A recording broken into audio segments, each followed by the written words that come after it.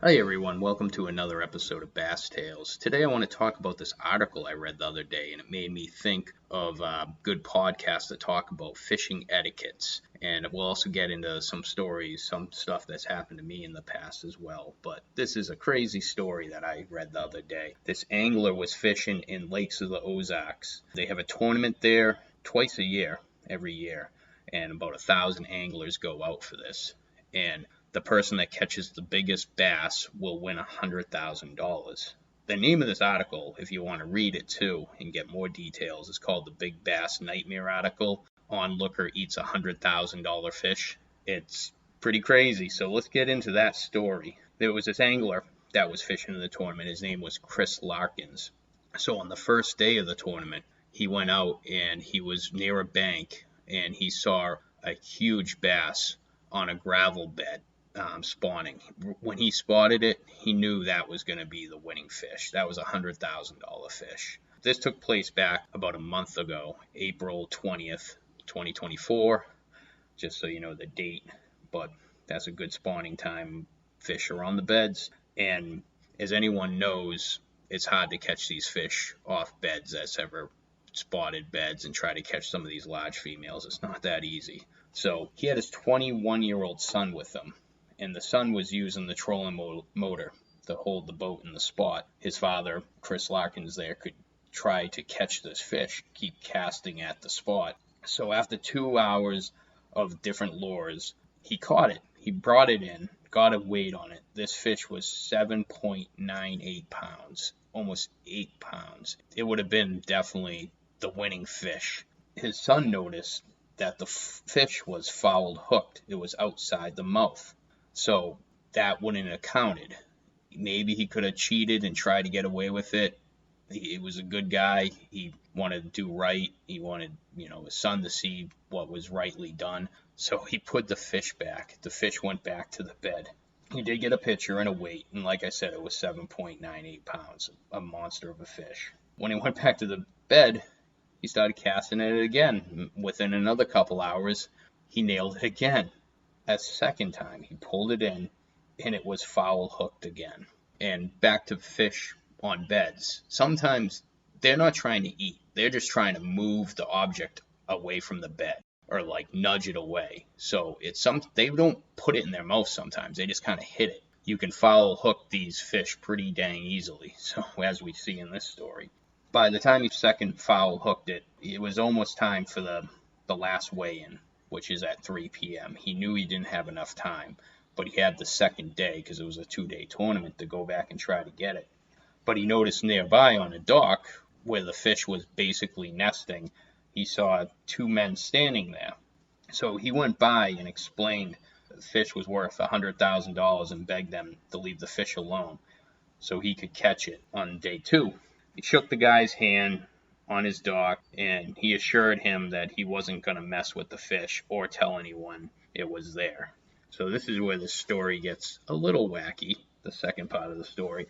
That night, he was at the hotel or whatever where he was staying, and he was scrolling through on Facebook, and Larkin's heart sank. He saw a caption and a picture on a local Facebook group. One of the men in the photo that he shook hands with said, "We caught this 7.9 largemouth in about 2 feet of water by our dock today." I don't know if the guy even slept that night. He must have just felt terrible and just worried about that $100,000 fish. So Sunday morning he got up and beelined right over to that spot. He was hoping they put it back and the fish was there. So he was scanning, saw the fish bed, the fish wasn't there. And a little bit after he was kind of sitting there, one of the guys that he saw the day walked down, and Larkin said, "What happened to the fish?" And one of the guys said, "Wasn't me, but my buddy filleted it." Not that they just caught it, they didn't put it back, and they ate $100,000 fish on this guy. I couldn't believe that you would do that. I could see maybe catching it and put it back like he did 2 times, but they actually ate this fish on this guy. And Larkins blew a gasket on these guys, and probably was swearing up and down a storm and wasn't pleasant to them. That's what he said. And who blames him? They ate that $100,000 fish. So when he started to leave, some crappy fishermen that were there the day before said they came up to him and said they were watching him the day before shake hands with this guy, watched the guy from the dock. Basically, before Larkins even left the cove they were fishing in, he said this guy went down and caught that fish. Your handshake, your word's worth nothing, whoever this guy is. That's very trashy. I don't know how you would do that. Shake someone's hand, tell them you're not going to touch the fish, and then you do the total opposite like minutes later. That's so crappy. So Larkin said he would have gave the guys some of the winnings if they left the fish alone. Maybe he should have said that pre-hand. I don't know if he did. It doesn't say that. But he did say he would have probably gave him some of the winnings. So if you ever come across this situation with a $100,000 fish and you see some people on looking, maybe say, hey, watch over this nest, let that fish stay there, and I'll give you a few grand out of that 100,000 because it's worth it. Have him play security guard for the night on that fish. Yeah, it's just crazy how some people are. The biggest fish caught in that tournament was 7.63 pounds. That is smaller than Larkin's 7.98. I look back at this tournament and it would have broke a record too, because the biggest fish, I think they've been doing this tournament since 2014. The biggest fish was ever caught was 7.96 was the biggest one in those multiple years. So he would have had the record for that tournament as well. So that's just a real bummer for this poor guy. This is just things out on the water, just stuff happens. You can't trust people to do the right thing, and it's kind of a bummer how the world is. If it was another angler that was trying to get the $100,000 or something, maybe I could see that, but these guys, I can't believe they pulled it out and ate a $100,000 fish. It's just mind-numbing to me.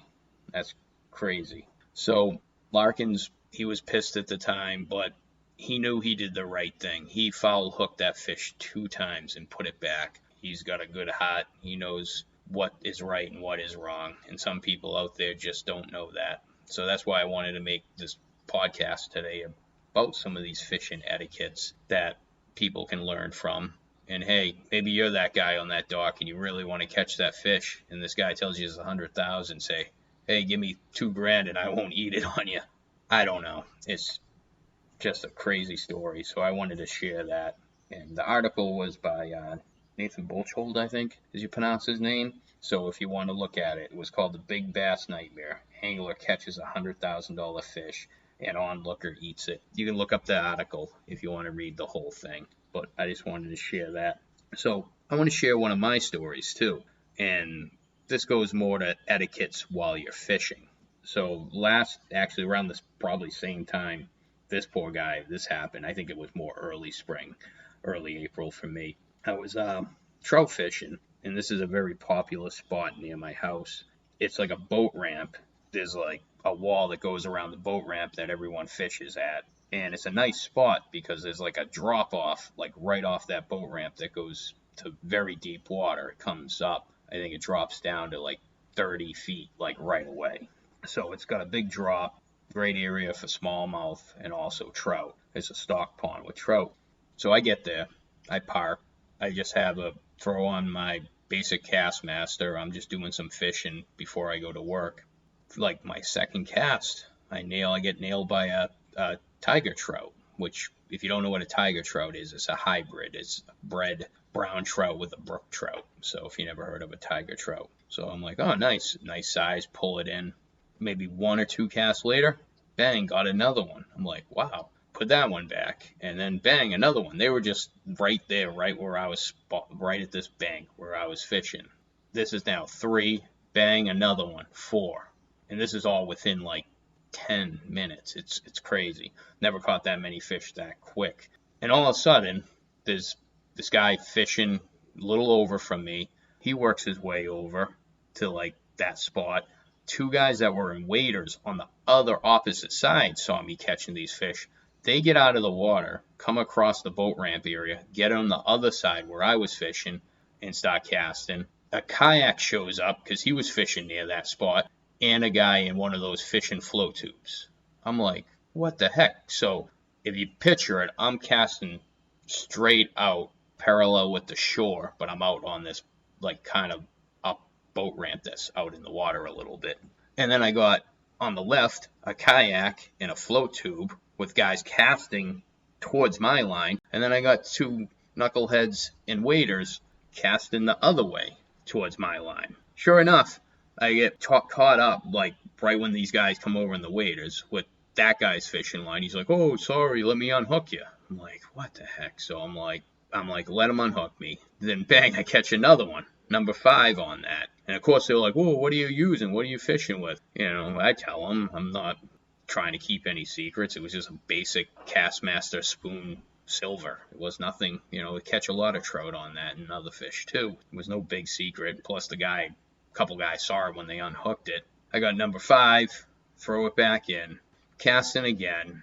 They're still there casting back and forth. Got a guy on the bank, got it. 2 guys, waders, guy in the kayak, guy in the flow tube, all casting in the exact same spot. This is crazy. The guy hooks my line again, the same guy that hooked it again. And I'm like, forget this. I freaking unhooked my line. I was nice about it, didn't say anything. I just moved to the other side and started fishing over closer to the boat ramp section. I'm like, it's not worth my time. I've never done anything like that before, that many. I've caught a few, but not 5 in 15 minutes. So I moved to the other spot and started fishing there. Of course, I'm looking over, and these guys in the waders are reeling them in now. I'm like figures, but I said, hey, I got 5 fish in 15 minutes. I could have sat there and maybe caught, a couple more, maybe even more. But I said, I'm just doing it for fun. Maybe they're eating them. It's dinner for them, hopefully. I just can't believe how someone would move on someone's spot like that. It's kind of ridiculous. It is a thing that happens a lot in fishing. You don't do that type of thing. You don't go over and snag someone's spot because you see them doing well. This is stuff that happens all the time. Cape Cod Canal is close to me, and that's one of the most popular fishing spots for striped bass, bluefish. They run through the canal from Buzzards Bay up to Cape Cod Bay, and the canal, I believe, is like 9 miles long or something like that. And we'll get spots down there.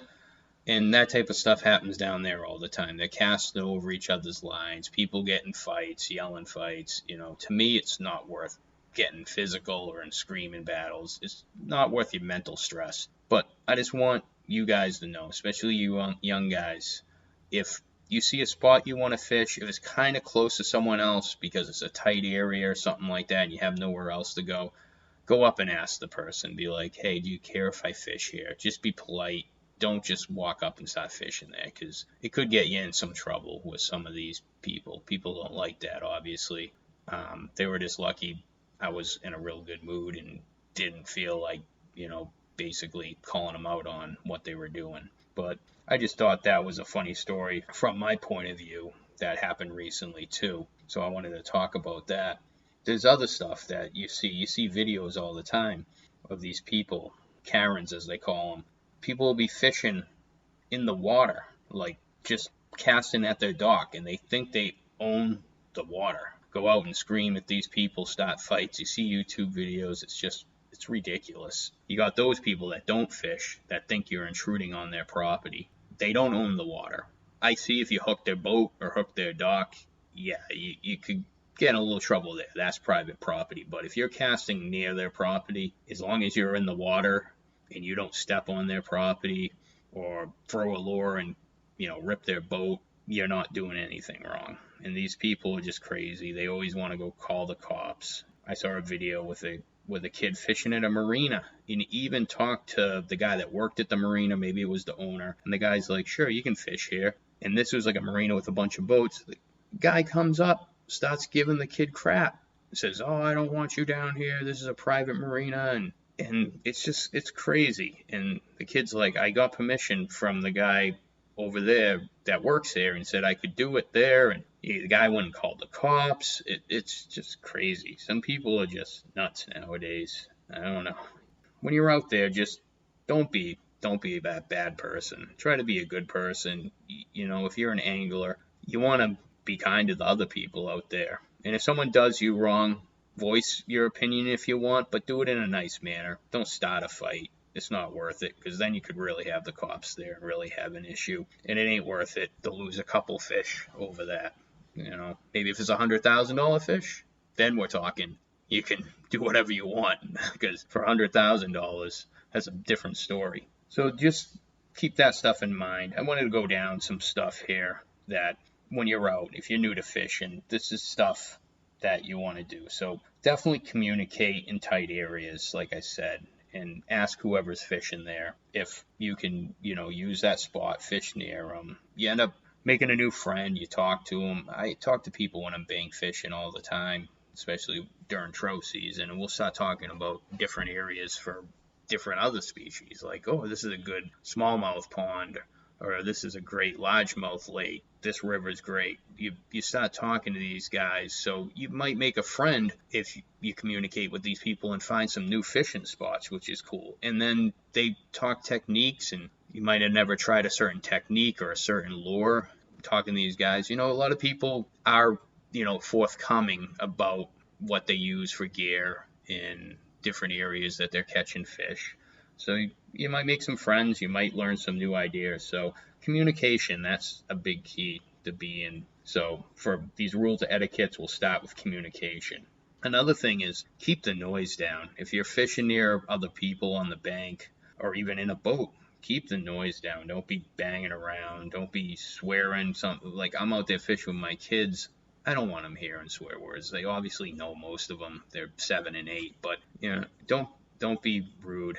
I know some people go and get liquored up in the boat, which isn't cool, really. Like, I like to have some drinks, but you shouldn't be driving a boat intoxicated. Just keep the noise down. Don't be swearing around little kids. That's a good one to know. You want to share the water with these people, and same with boats and beaches. With the boats, you don't want to, if you're in a boat, you see someone fishing a certain cove and they're catching fish, don't go just row or power over there and just start fishing in that area. That's not cool.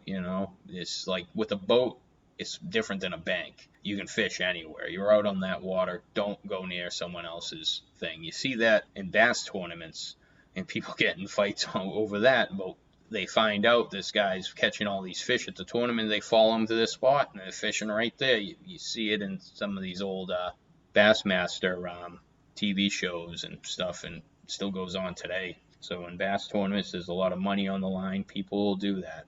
Definitely, especially when there's no money on the line, don't be going over. You see a boat catching fish or whatever, you think that's a great area. Don't go over it. Just fish somewhere else. In a boat, you don't need to be right on top of someone. On the bank, that's one thing. You might only have one little 100-foot area to fish from, and you want to fish, and there's some other people there, then that's what you do the communication with them. Make sure they're cool with it. As long as they're cool with it, fish there, meet some new people.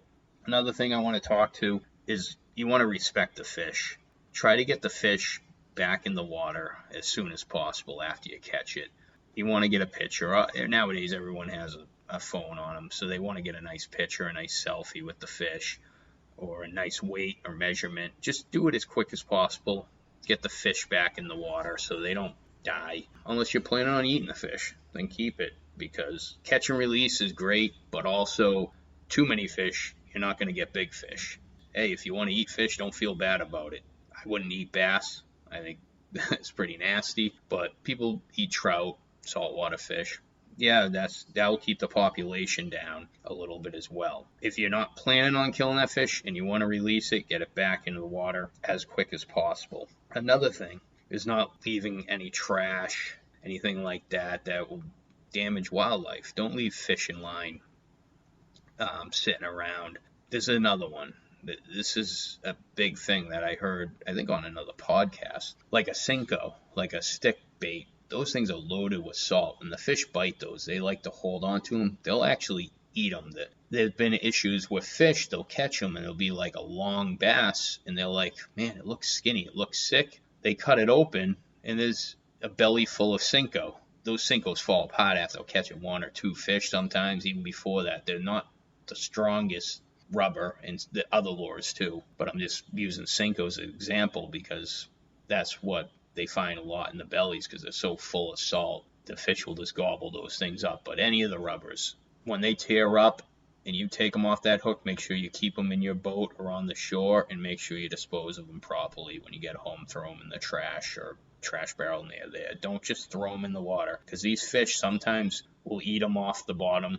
They will see them, and that would be a horrible death.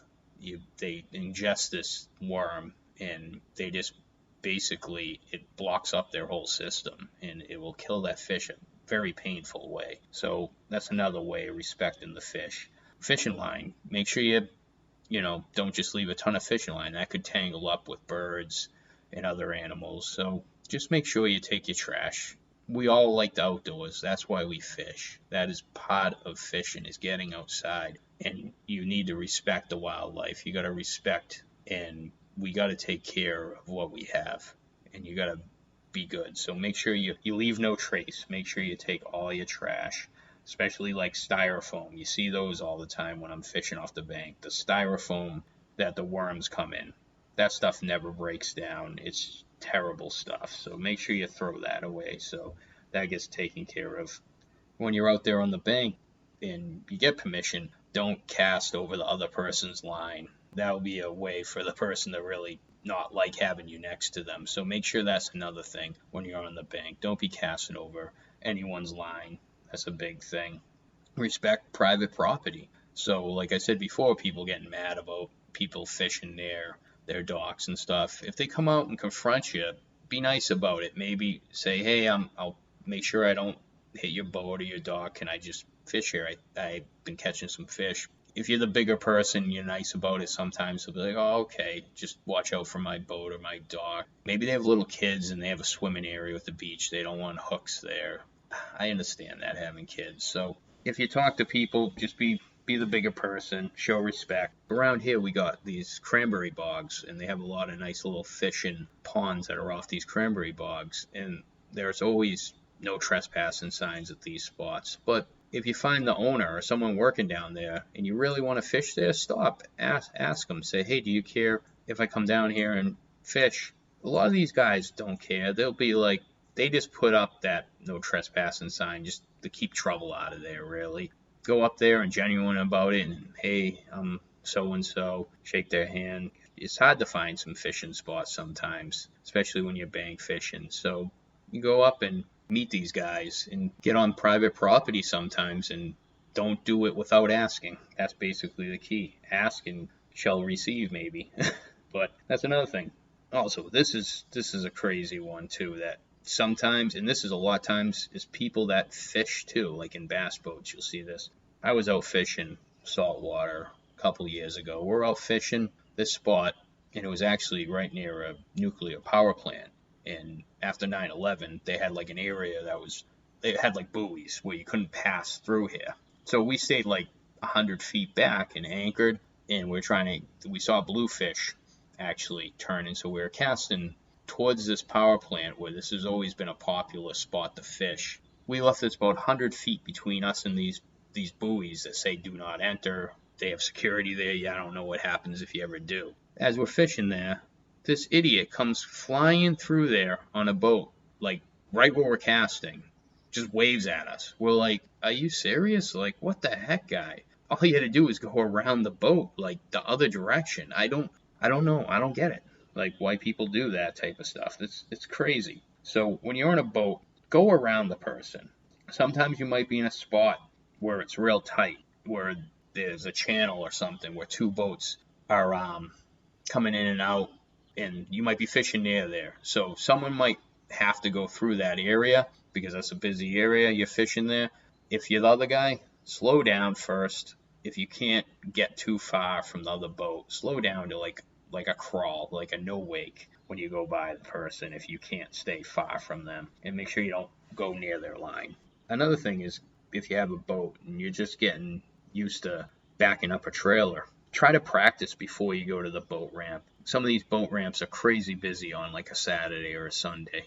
You don't want to be that guy that's holding up the boat line and can't back their boat down correctly and is having a hell of a time doing it. Go to an empty parking lot, set up some cones, practice a little bit before you do that, because backing up a trailer isn't an easy thing. It's a little bit of a skill. You need to practice with it. So that's another thing. You don't want to be that guy. You're going to look silly. So practice that before you go. If you just get a boat, you get a nice new fishing boat, make sure you practice with backing up that trailer and pulling that trailer before you just run right down to the boat ramp on a busy day, or go on a day where it's not that busy, where you know there's not going to be a wait to get out on the water. Since we're talking about boat ramps, don't fish at the boat ramp. This happens all the time. People will fish at the boat ramps. It's annoying. People are trying to get in and out of there, and really, you're not supposed to fish. A lot of places will have signs, no fishing. Like what I was talking about, we're fishing for trout. There's an area you can fish. You're not fishing right at the boat ramp. If you are fishing at the boat ramp and it's not a busy one, just pull your line in when you see someone coming with a trailer or you see someone coming into shore. Just pull in your line, let them take care of your boat and get them out of there. Always be polite about it, but really shouldn't be fishing at the boat ramp. Be aware of your surroundings. Don't just be a knucklehead and too close to someone, casting over someone. Be the bigger person. That's what it really comes down to. If you do something wrong, apologize. That apologies go a long way with people. It really comes down to human nature here. Just be a nice person, be polite, and you're gonna make some nice friends out there. You're gonna meet new friends. You're gonna meet other people that's interested in the sport of fishing. So that's really comes down to it. If you're a good person and you talk to people, you share the area, make sure that you're very polite with them and genuine. You're going to meet some new friends. You might get on some private property and find a great fishing area. There's a lot more to being nice than being an angry person, trust me. And it takes more energy to be in a bad mood than it is a good mood. It's easier to smile than frown, as they say. So I hope you guys took a little bit from this. You want to be the better person out there. Stay safe, and you're going to be a better fisherman for it. That's about it for today's episode. I hope you enjoyed it. Please follow us on Facebook and Instagram. Share us, like us, anything that helps get some more listeners. I really appreciate it, and thank you for listening, and you guys all have a great day out there. Thank you.